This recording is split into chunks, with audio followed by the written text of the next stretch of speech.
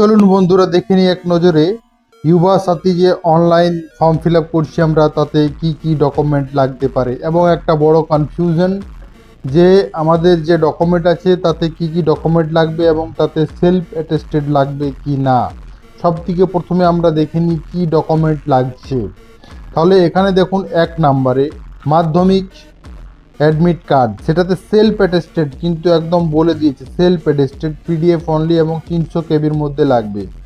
Second হচ্ছে মাধ্যমিকের marksheet, সেটাও সেলফ অ্যাটেস্টেড, পিডিএফ এবং 300 কেবি। থার্ড হচ্ছে আধার কার্ড, সেলফ অ্যাটেস্টেড 300 কেবি পিডিএফ ফাইল, এটাও লাগবে। ভোটার কার্ড পিডিএফ 300 কেবি, এটা তো সেলফ অ্যাটেস্টেড।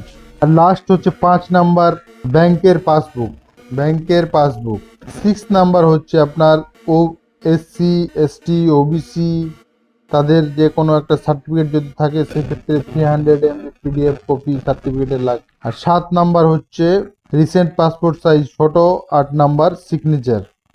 আর 9th নাম্বার হচ্ছে একটা ভ্যালিড মোবাইল নাম্বার যার মাধ্যমে ওটিপি আসবে এবং ব্যাংকের অ্যাকাউন্টের সঙ্গে লিঙ্ক থাকতে হবে।